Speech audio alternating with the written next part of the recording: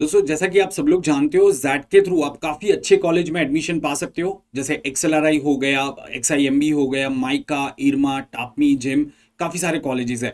तो इस वीडियो में हम समझेंगे कि हमें जैट में कितने मार्क्स स्कोर करने पड़ेंगे 95 या 99 परसेंटाइल के लिए, और हमारी क्या स्ट्रेटेजी होनी चाहिए जिससे हम ये एक अच्छा स्कोर अचीव कर सके।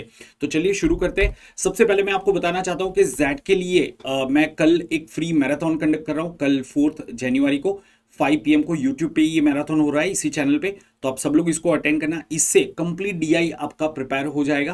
आई एम श्योर आप सब लोगों ने प्रैक्टिस करी होगी, लेकिन एक लास्ट मिनट जो प्रैक्टिस आपको लगती है वो आपको कल मिल जाएगी। काफ़ी इंपॉर्टेंट सेट्स में आपको कराऊंगा, तो इसको मिस मत करना। लिंक ये जो सेशन में कंडक्ट कर रहा हूँ उसका आपको डिस्क्रिप्शन और फर्स्ट कमेंट में मिल जाएगा। और मैं आपको सजेस्ट करूंगा कि ये टेलीग्राम चैनल को आप ज्वाइन कर लेना, ताकि आपको सारे अपडेट्स मिलते रहे। तो जैड का पेपर पैटर्न आप सबको पता है कि भाई इसके अंदर स्पेशलिटी ये है कि करेक्ट आंसर के लिए 1 मार्क्स रहता है एंड इनकरेक्ट के लिए -0.25 रहता है। हालांकि पहले 8 अनअटेम्प्टेड क्वेश्चन के लिए कोई नेगेटिव मार्किंग नहीं है, लेकिन उसके बाद में पर अनअटेम्प्टेड क्वेश्चन आपका -0.1 हो जाता है।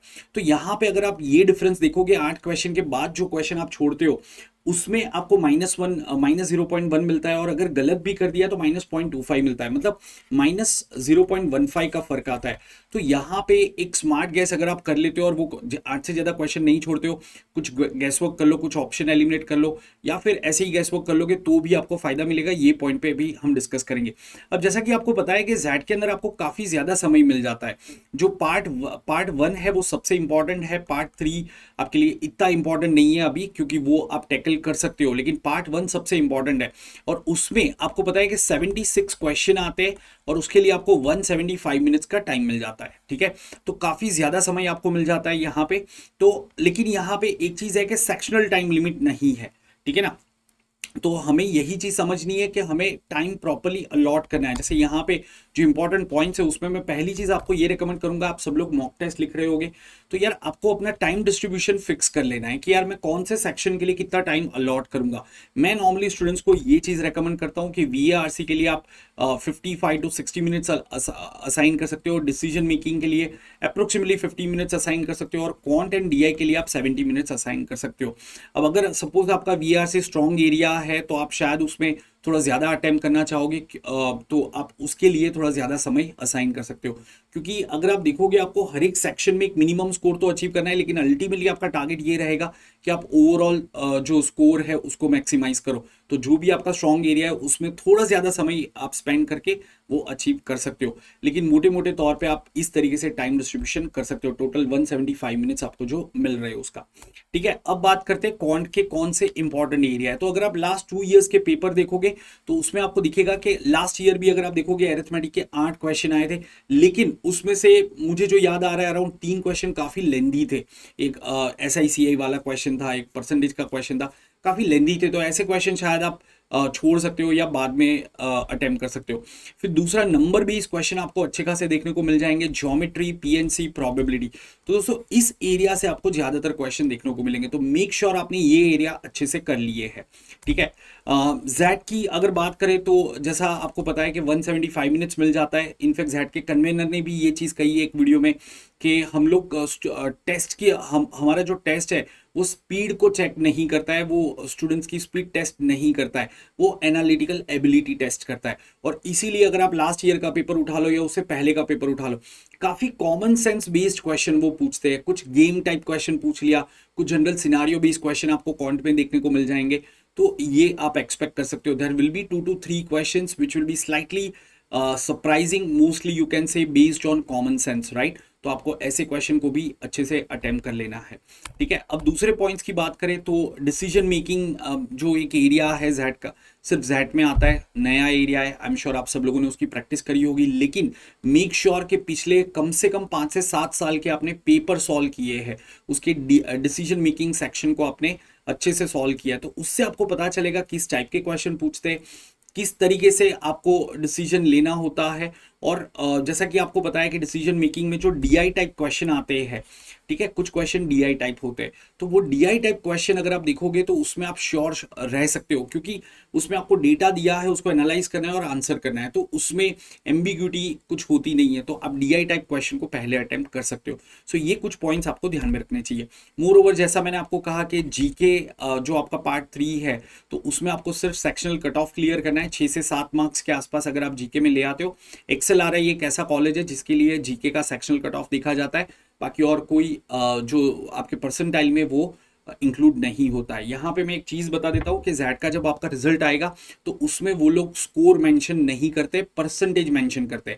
मतलब अगर 76 मार्क्स का पेपर था पार्ट ए, तो उसमें अगर आपने 38 मार्क्स स्कोर किया तो आपके स्कोर कार्ड में ओवरऑल 50% लिख के आएगा, और उसके बेसिस पे आपका जो परसेंटाइल बन रहा है वो लिख के आएगा। तो परसेंटेज एंड परसेंटाइल ये दो चीज मेंशन करते हैं। हालांकि वो लोग अपनी रिस्पॉन्स शीट रिलीज करते हैं और सिर्फ 1 या 2 दिन के लिए वो रिस्पॉन्स शीट अवेलेबल रहती है, तो मेक श्योर आप सब लोग रिस्पॉन्स शीट डाउनलोड करते हो जैसे वो अवेलेबल होती है, ताकि आप अपना रॉ स्कोर कैलकुलेट कर सको। ठीक है, ओके। अब नेगेटिव मार्किंग, जैसा मैंने कहा कि negative marking for more than 8 attempted question है, so it's better to do smart guess और simple guess work rather than leaving the question.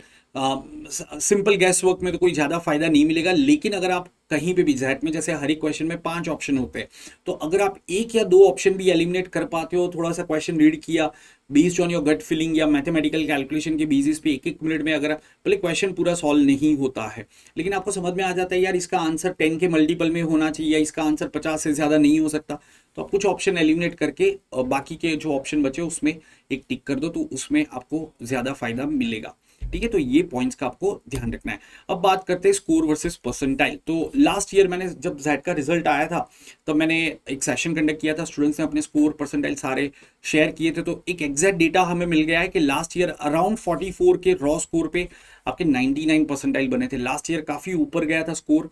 Paper थोड़ा सा इजी कह सकते हो, जो खास करके क्वांट और डीआई था रिलेटिवली इजी था, वीए थोड़ा चैलेंजिंग था और डीएम एज इट इज था, जो 2022 था वैसा ही 2023 में था। सो डिसीजन मेकिंग में आप बहुत ज़्यादा फर्क नहीं देखोगे। क्वांट डीआई शायद इस बार थोड़ा सा और चैलेंजिंग बना सकते हैं, वीआरसी जैसा आता है वैसा ही आएगा आपका, तो स्कोर इससे ऊपर नहीं जाएंगे ये मुझे लग रहा है, क्योंकि इससे नीचे इजी पेपर तो नहीं करेंगे ये लोग। तो मैक्सिमम आपको 99 परसेंटाइल अगर आपको लाना है, 44 के आसपास अगर आप स्कोर ले आते हो, डेफिनेटली आपका 99 प्लस परसेंटाइल बन जाएगा। 98 परसेंटाइल के लिए 42 के आसपास मार्क्स लगे थे, 97 के लिए 41.7। अब यहाँ पे अगर आप देखोगे ना, थोड़े से मार्क्स ड्रॉप होते हैं, परसेंटाइल आपका काफ़ी ज़्यादा ड्रॉप हो जाता है। जैसे अगर आप देखोगे 38 मार्क्स पे सीधा 98 का 93 हो गया, एंड फर्दर अगर 38 का 36 किया तो 93 94 था, यहाँ पे उसका 90 हो जा रहा है। सिर्फ 2 मार्क्स पे आपके ऑलमोस्ट 4 परसेंटाइल कम हो रहे हैं। तो आपको कोशिश ये करनी है कि आप 35 प्लस मार्क्स स्कोर कर लो कहीं पे भी, ताकि आप ज़्यादातर कॉलेज के कट ऑफ क्लियर कर लो। इनफैक्ट लास्ट ईयर के हिसाब से देखें तो आप 38 प्लस मार्क्स स्कोर कर लोगे, सारे कॉलेज के आपके कट ऑफ क्लियर हो जाएंगे। ठीक है, और बाकी अलग अलग स्कोर पे क्या परसेंटाइल आया था वो मैंने यहाँ पे दिखाया हुआ है। दूसरा एक के कौन से कॉलेजेस है टॉप कॉलेजेस थ्रू जैट, उसके डेडलाइंस कब है, फीस क्या है, प्लेसमेंट्स क्या है, कट ऑफ क्या रहते हैं, तो उसके लिए मैं एक सेपरेट वीडियो रिलीज कर रहा हूँ, उसको जरूर से देखना, तो वो जल्दी आएगा। ठीक है, once again a gentle reminder कि कल ये मैराथन सेशन हो रहा है डीआई का, तो उसको ज़रूर से अटेंड करना, अपने दोस्तों को भी बताना, और इस वीडियो को ज़रूर से लाइक और शेयर कर देना ताकि मैक्सिमम स्टूडेंट्स तक ये पहुंच पाए। राइट, टेलीग्राम चैनल मैं फिर से एक बार डिस्प्ले कर रहा हूँ, आप इसको सर्च कर सकते हो इस आईडी से, या फिर क्यूआर कोड स्कैन करके ज्वाइन कर सकते हो। अगर आप नेक्स्ट ईयर मतलब कमिंग कैट टारगेट कर रहे हो तो you can go for my upcoming batch for CAT 2024 using my code SHAH10। And yes, अभी कुछ ऑफर चल रहा है, so you are getting maximum discount 30% when you apply this code SHAH10, so you can make maximum use of that and also inform your friends or your juniors about this. That's it guys, as far as this session goes, we'll come up with more such videos. Keep learning. Bye bye.